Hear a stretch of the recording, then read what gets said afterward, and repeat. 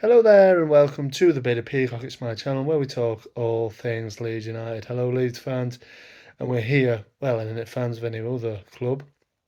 We're here now, and now it's 8 games without a win, and more damningly for Leeds United, it looks like our Premier League status is going to be surrendered come next Sunday. It's not mathematically done yet, but look, we've got to hope for what happened last season, actually.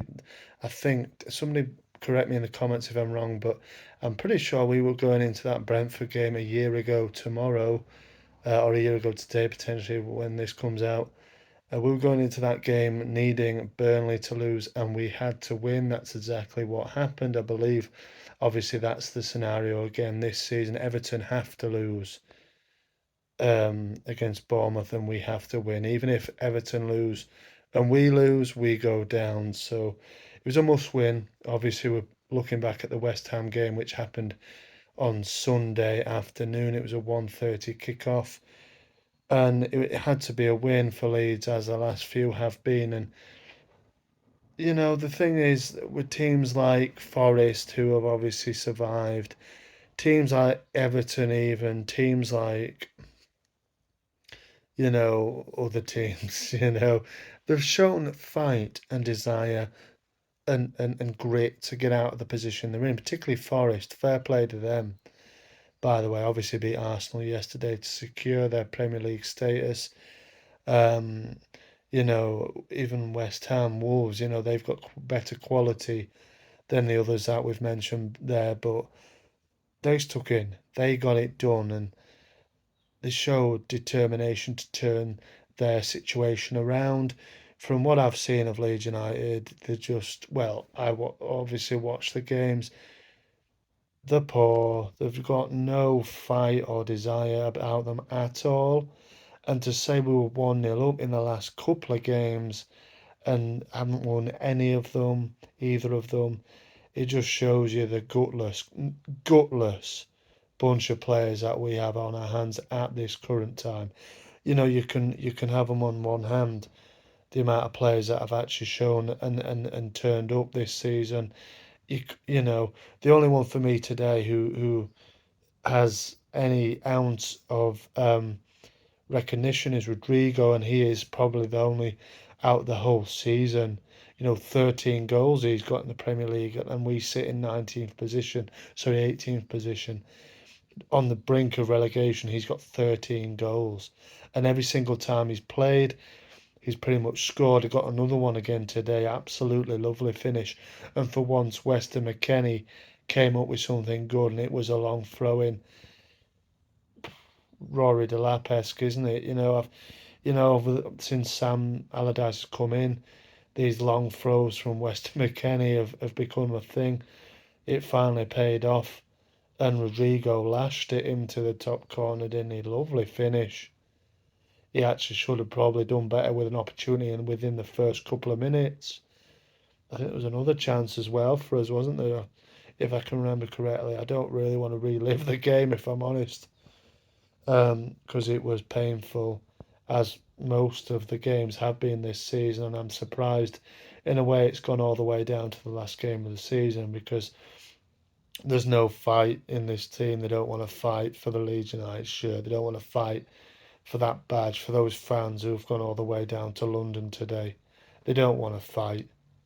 As soon as they go 1-0 down, you can't protect that lead for 80 minutes as it was 7 minutes injury time at the end of the game, or 84 minutes because there was 4 minutes injury time on the end of the second half, and at the end of the first half, sorry. You can't defend that lead that we got in the 17th minute for 84 minutes and just say, hey, West Ham, come on to us. Because this is what they did. You've got to go and kill them. And I was saying, when we go 1-0 up, let's go and kill them now. Let's go and put a few past them. Go and put a few past them. Because, we don't put teams to bed, and we didn't, and we paid for it again here. Even at 1-1, Rodrigo steals the ball off Kurt Zuma, goes down the left flank. He pulls the ball across, probably should have hit it himself, willing onto, and then whoever else it is miskicks it. They got into some decent chances in that first half. And to be fair to Patrick Bamford, could we see him that being his last involvement for Leeds? I think it probably is. I think he's cooked again, his hamstring again for the Tottenham game. We get relegated. I don't think we see him again, and thank God for that. But fair play to him. He did some decent work in the time that he was on, caused issues to the back line of West Ham. But let's be honest, when we go down, there's players that can play in that position, better than Patrick Bamford and Pat Bamford is not the only striker in the world that can hold the ball up because he offers absolutely nothing. I was saying this in the game. What does Patrick Bamford offer? No goals, the odd assist here and there. Yes, he can hold the ball up well, but the primary job of a striker is to put the ball in the net, and he just doesn't do it. He doesn't do it. He gets injured so many times in a season. He's just not worth it now. Honestly, he's not worth it, and he gets whipped off. And why the heck are you playing Rodrigo up top by yourself? And he said after the game, didn't he? I think Sam Allardyce. There was nobody else we could have popped on. What about Rutter? What does that say to Jorginho Rutter? We've bought him for 35 million quid. I know he had comments before the game in his press conference that Rutter probably is next season now. I believe he will stay with Leeds. Hopefully, he can find his feet in the Championship and be a real nuisance, and then come back up to the Premier League, all being well with Leeds, but that's in the future. But why is he even on the bench then? Why not put like Perkins or Matteo Joseph? I know Perkins was with the squad. I think he wasn't on the bench, but he was with the squad.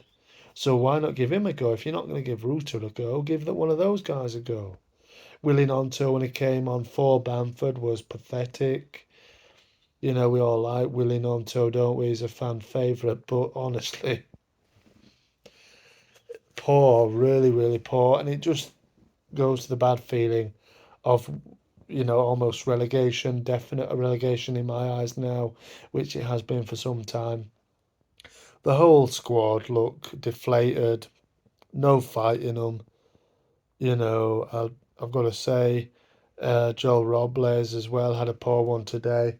That's that second goal. I think it's offside, to be honest with you. And VAR, that is a good thing. In the Championship, there is no VAR. So a goal is a goal or a no goal is a no goal. And it's just football more at a purer state, really. But yeah, I thought he was offside, actually. And you can draw the lines whatever you want to on VAR. I don't care. Basically, I think he's just off, if I'm honest. But Robles is wanting that. He's put his hand up immediately when the ball gone in.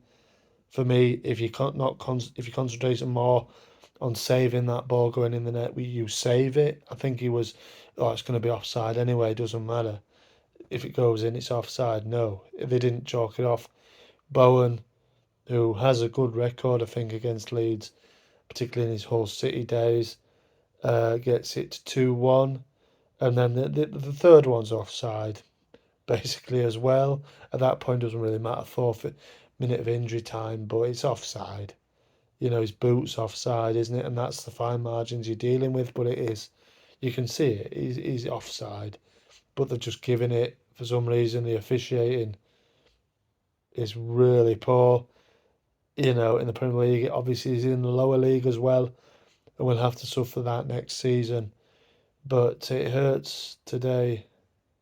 It hurts, and I know it's not confirmed yet, but I think this hurts more than it actually being confirmed because it's like that realization that even though for many fans it had happened months ago and for me as well, but that moment where it's actually, yeah, actually, we are going, we're gone really.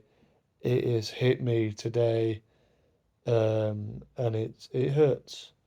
because the team don't look like they're that bothered. You've got Sam Allardyce. I know we were 1-0 up at that time, but you've got him joking with that £5 note on the floor, giving it to the fourth official and stuff like that.